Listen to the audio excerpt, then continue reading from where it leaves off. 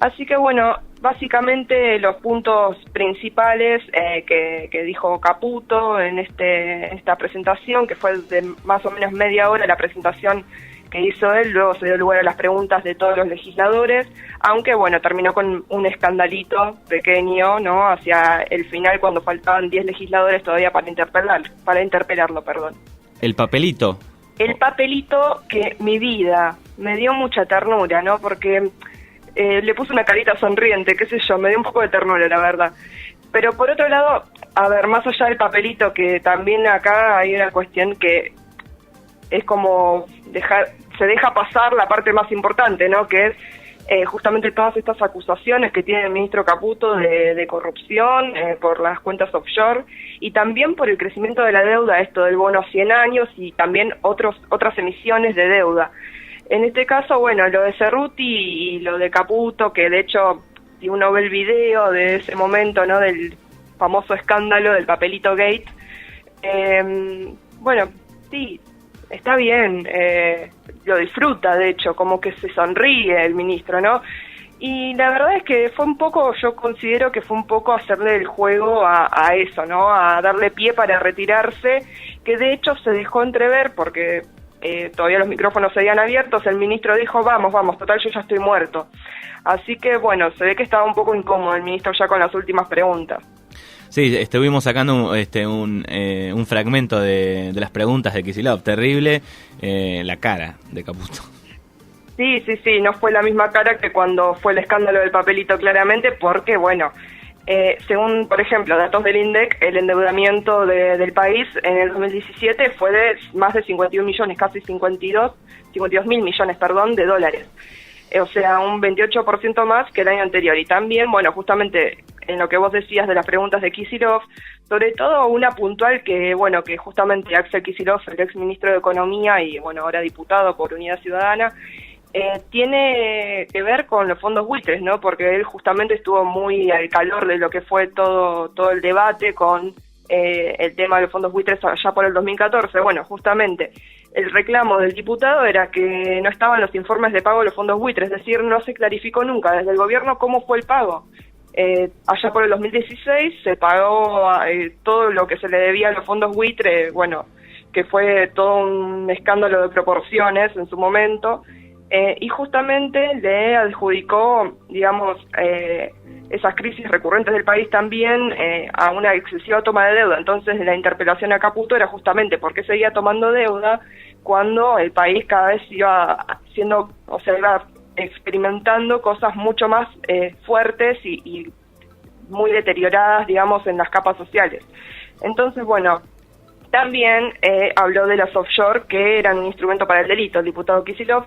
Y bueno, Caputo la verdad es que estuvo muy liviano en sus respuestas, por lo general fue una exposición bastante enredada y con pocos datos, con poca precisión, digamos, ¿no? Siempre como esto del discurso de Cambiemos, ¿no? Unir a los argentinos, cerrar la grieta a partir del endeudamiento. Yo no entiendo cómo Caputo lo va a hacer, pero bueno, lo dijo. Y entonces, respecto a las empresas offshore, que esto era la interpelación de Axel Kicillof, Caputo le contesta que el único delito es no tenerlas declaradas. Bueno, justamente, el problema es que Caputo no las declaró en su momento a la Oficina Anticorrupción. Y también comparó a las empresas offshore, a las sociedades offshore, con cajas de seguridad, como las que uno puede tener en su casa, ¿no? Uh-huh. Así que, bueno, bastante liviana la respuesta, pero también, bueno, tiene que ver con otra cuestión que el diputado, el presidente del bloque de Frente para la Victoria, Agustín Rossi, le decía, ¿no? Como, bueno, usted decía que los argentinos no creen, pero los que primero tienen que creer son ustedes, porque tienen toda la plata afuera y no la traen nuevamente al país, ¿no? Porque justamente uno de los puntos que había pasado en la exposición de Caputo era esto de, bueno, los argentinos son un poco escépticos con esto de la toma de deuda y la baja del déficit. Entonces, le dijo también que, o sea, estaban incurriendo en delitos por las empresas offshore. Bueno, la respuesta de Caputo es que él dice ser un testaferro simplemente de estas empresas offshore. La empresa, ¿cómo es el nombre? Nunca me acuerdo el nombre. El nombre de la empresa offshore que lo habían, digamos, yo no lo recuerdo a Caputo. Acá, Noctua, ahí está, nunca me salía el nombre. Bueno, la Comisión de Valores e Intercambio de Estados Unidos dice que, digamos, que Caputo tenía un porcentaje de acciones, es decir, que era dueño. Entonces, ahora dice que es testaferro. Siempre va cambiando el discurso, ¿cierto? ¿No? Caputo también anteriormente había dicho que, no, él era un gerenciador simplemente de esa empresa. Entonces, bueno, siempre va cambiando de discurso, nunca presenta la declaración jurada como corresponde ante la Oficina Anticorrupción. Así que la verdad es que, bueno, bastante difícil el asunto con estos casos de Caputo. También otra cuestión que bueno, que justamente pasó afuera del Congreso, no adentro, fue que digamos, en el Congreso habían productores, desocupados, comerciantes que ya se fundieron, que a modo de protesta hicieron trueques en la entrada del Congreso. Entonces, esto también se replicó, digamos, en lo que fueron más de 60 puntos dentro de la provincia de Buenos Aires, sobre todo en el conurbano, que es donde las medidas, digamos, más han afectado a estos sectores. Entonces, bueno, de los puntos de intercambio, según barrios de pie que había anteriormente, ¿no? Se sumaron 245 puestos el último año. Así que la verdad es que es bastante interesante ver también no solo lo que pasa dentro del Congreso, ¿no? Con el papelito hacia Cerruti, las chicanas y todos los gritos adentro de la comisión bicameral, sino también lo que pasa afuera y justamente esta protesta de los que están siendo menos favorecidos por este gobierno y también por el supuesto crecimiento que nunca llega a esos sectores. Bueno, y de eso que estabas contando último, digamos, también hay como un blindaje de la mayoría de los medios, ¿no? Se ve muy poquito. Se vio muy poco de lo que pasa fuera del Congreso, también se ve muy poco siempre, ¿no? Lo que sucede con estos movimientos sociales que han estado bastante activos desde diciembre de 2015, peleando contra justamente el ajuste que le propina el gobierno hacia esos sectores. Entonces siempre se habla más de la rosca, de la chicana dentro del Congreso, pero nunca se habla de lo que pasa afuera, de lo que justamente vive la gente. Digo, hubo un montón de verdurazos de productores, de pequeños productores en la Plaza de Mayo y muy pocos medios han hecho eco de eso. Siempre, digamos, estas cuestiones han tratado de ser invisibilizadas de alguna manera. Siempre, justamente, ¿qué es lo que más sobresale? El papelito con la carita sonriente de Caputo Cerruti en este caso, pero siempre hay maniobras, digamos, distractivas que tienden a justamente tratar de dejar de lado lo importante que es esto, ¿no? Sí, los productores que, creo yo, desde hace añares, no solamente en esta época, sino de años que vienen luchando con el precio, con la cadena de que siempre quién gana más, quién gana menos, ¿no? Terrible. Exactamente, porque ellos siempre han ganado muy poco, digamos, justamente en los productos que ellos hacían, y además siempre el que se la lleva más es justamente el intermediario o directamente el que vende, ¿no?, ese producto. Sí. Entonces, la verdad es una situación bastante desfavorable que justamente tiene como su pie por lo menos en cierta manifestación de dignidad, al menos de tratar de suplir esas cuestiones con trueques, con un intercambio solidario de cosas, porque por lo menos por ahora no se está haciendo el trueque como fue en su momento en el 2001-2002, porque tampoco estamos en el 2001-2002, pero sí justamente se intercambian cosas, digamos, ¿no? Se permutan sin ningún crédito como era antes. Bien. ¿Qué otra noticia importante hay de esta semana? Bueno, justamente, hoy María Eugenia Vidal, la gobernadora, insistió, ¿no?, con los docentes en mantener el techo del 15% en 3 cuotas, pero agregando sumas en negro, ¿no? Que anteriormente habían sido también el bono de presentismo, el bono de capacitación, ¿no?, que había propuesto, y ahora propone 2.500 pesos de material didáctico. Todas estas sumas en negro, es decir, que no va a beneficiar a los docentes jubilados de la provincia de Buenos Aires. Todo esto, por supuesto, fue rechazado, ¿no?, por el Frente de Unidad Docente, que además también llevaron fotos en la reunión del docente Carlos Fuentealba. Hoy se cumplen 11 años de su asesinato por parte de la policía de Neuquén en una represión salvaje que justamente terminó con la vida de este docente. Así que la verdad es que, bueno, la situación sigue siendo la misma. Mañana justamente los docentes, pero también otros trabajadores de la provincia, como los estatales, los judiciales y los trabajadores de salud, van al paro para reclamar justamente por estas paritarias, ¿no? Sí, un tema que no tiene, estamos ya a principio de abril, lleva casi 2 meses de conflicto y sin solución. Exacto, es un tema de nunca acabar, siempre sueno repetitiva, de hecho, cada vez que hablo de este tema, porque justamente es repetitivo el gobierno con los porcentajes que les ofrece a los gremios y que, bueno, justamente no da tregua, ¿no? Y por otro lado, también en la provincia de Buenos Aires, otros que la están pasando bastante jodidas son los trabajadores del Banco Provincia, que tanto hoy como ayer hicieron un paro justamente para reclamar por no solo los aumentos en la edad jubilatoria, sino también, todos estos cambios que se vienen dando en todos los sectores de la provincia, ¿no? En todos los sectores del Estado provincial, y justamente también en los porcentajes de aportes y la caja previsional del Banco Provincia, que es una caja propia que tienen. Cada trabajador del banco, por ejemplo, aporta casi un 40% de sus saberes, es decir, en actividad. O sea, aporta muchísimo más que cualquier otro trabajador de la provincia.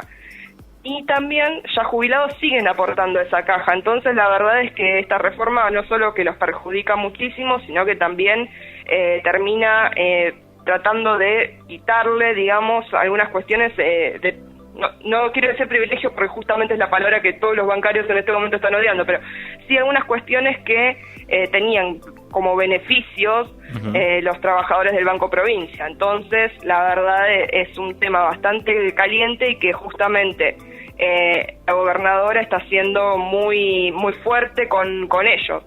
Así que la verdad es bastante interesante por lo menos ver cómo sigue este conflicto, porque justamente ¿quién no se enoja cuando hay paro bancario? Bueno, hay que ver con quién hay que enojarse, si con los trabajadores o con la gobernadora, que no cede en ningún momento.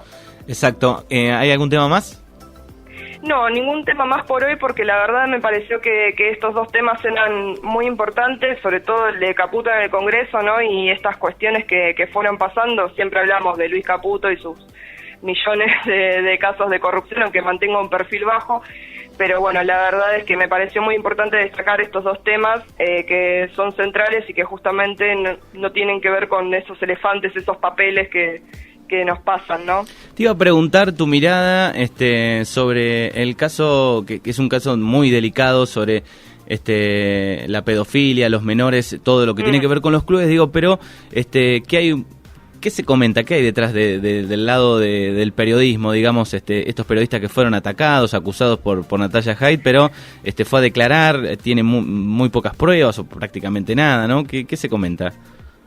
En realidad, un poco leyendo los medios en estos días, es un tema que primero termina desviando un poco el foco, ¿no?, de lo que son las víctimas, que finalmente son estos chicos, sobre todo, el caso de los chicos de Independiente, pero también tengo entendido que hay otros clubes, digamos, que han tenido víctimas de abusos.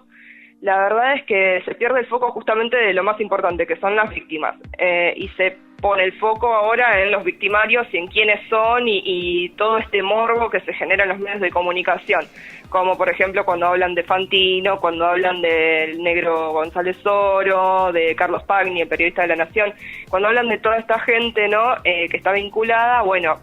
Sí, es obvio que queremos saber quiénes son los responsables, pero también no perdamos el foco, ¿no?, de quiénes son realmente las víctimas de esto. Digamos que hay alguien detrás que genera todo esto para desviar un poco la atención.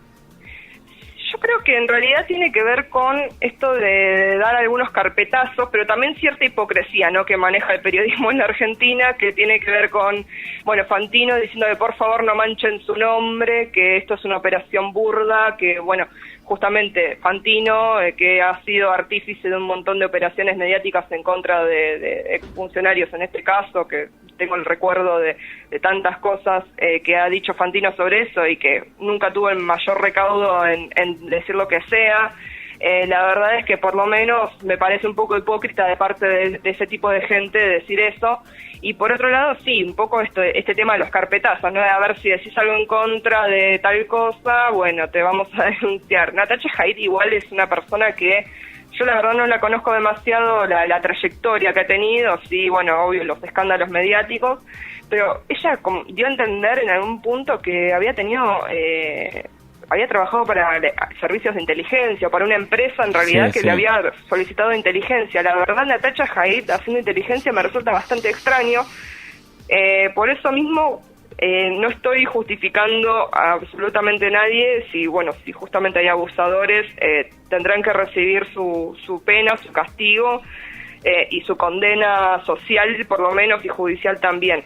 Pero yo creo que en este caso se está perdiendo de vista lo importante que son las víctimas, ¿no? Y también se puso como un privilegio el rating, que de hecho, bueno, con todo este problema del programa de Mirta, ¿no? Que fue ahí donde explotó todo, que el mismo Nacho Vial, el nieto de Mirta Legrand, salió a decir que bueno, que sí, que en realidad se habían enseguecido bastante por el rating, entonces terminó en eso. Cualquier cosa. Vos sabés que siempre me gusta, a veces, según el medio que estoy leyendo o el video que estoy mirando, según la cuenta de YouTube que sea, me gusta leerlo a veces los comentarios cuando, digamos, están mezclados, hay opiniones serias. Sí. Y en el análisis de este tema, por lo menos de todos los periodistas que apoyaban o defendían a cualquiera de los que fueron nombrados, digo, por lo menos parecían todos los usuarios truchos, digamos, y ahí está un poco lo de los trolls, ¿no? Digamos, todos usuarios que entras y no tienen vida en YouTube, por ejemplo, como cuenta de usuario,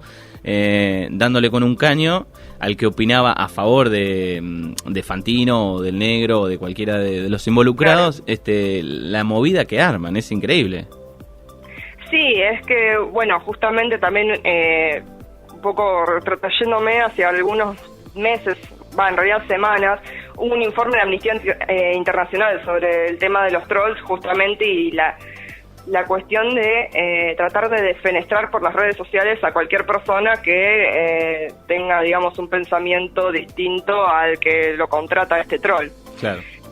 Así que la verdad es que sí, es un tema que tiene unas cuestiones bastante polémicas y yo la verdad es que no me quiero meter demasiado en el asunto porque también no tengo demasiado conocimiento de esta cuestión, o sea, tampoco tengo ningún documento que pruebe que alguien haya abusado de alguien o que no, así que me parece que es interesante ver qué va a pasar en este momento en la vía judicial, ¿no? Que es donde se tienen que tratar estos asuntos y no en la vía mediática, que fue lo que estuvo pasando por lo menos hasta el momento. Sí, sobre y todo que además... en el caso de la banalización de alguna manera, ¿no? De estos abusos, de tratar de dejar de lado, bueno, de hecho, Pablo Dugan, un periodista, pseudo periodista diría, que también justificando, ¿no?, este tema de que, bueno, si el chico no se sintió abusado, no es abuso.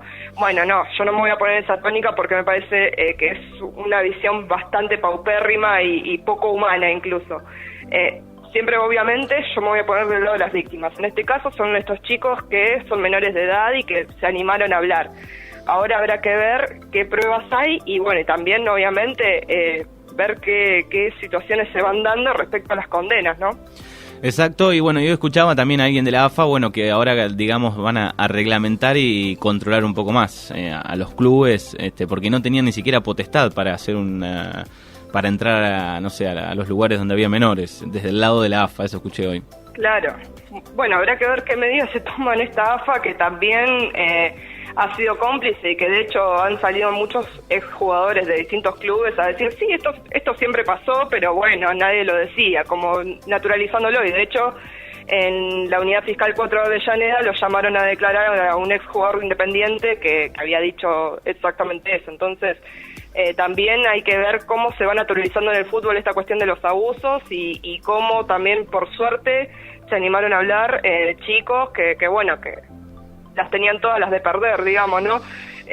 Y que, bueno, ahora hay que ver qué sucede con su situación también en el club, que no se los tome y se los revictimice de alguna manera. Claro, hay una periodista que hizo una denuncia en un diario de España, me parece, hace un par de años, sobre un club, sobre el Porvenir, con una historia de un chico de Chaco, y finalmente, nada, lo mandaron a Chaco, al chico, quedó en la nada, digamos. O sea que la AFA también sabía de esto hace años. Exactamente, lo que considero, por lo menos, no soy una experta, pero lo que considero que debería hacer la AFA es justamente tomar medidas que breguen por proteger a estos pibes, que justamente tenían todos los sueños de ir a jugar al fútbol y se encontraron con esto también. Justamente presionados por una mala situación económica, por un montón de cuestiones que fueron, digamos, de alguna manera coercitivas hacia lo que después terminó pasando. Entonces es importante que la AFA empiece a ponerse los pantalones largos y también ponerle un poco de pilas, digamos, a esta parte, porque siempre se defiende a los abusadores. En el caso, bueno, también el caso emblemático del Bambino Veira en su momento en San Lorenzo, un montón de exfutbolistas que hasta el día de hoy dan cátedras del macho, pero que, bueno, justamente tienen un montón de cuestiones tapadas, no solo judicialmente, sino que también socialmente. ¿Cuántos casos habrá que todavía no sabemos? Sí, que no han salido a la luz. Bueno, gracias por su mirada, por las noticias de la semana. Listo, gracias a vos y un saludo a toda la gente de la radio y también de Regueira. ¿A dónde la pueden seguir en las redes? En las redes me pueden encontrar en Facebook como Ingrid Seplacer, por cualquier consulta, duda que se tenga respecto a la columna. Así que los espero ahí también como otro espacio para comunicarnos. Bueno, muy bien, gracias, buena semana y hasta la próxima. Igualmente.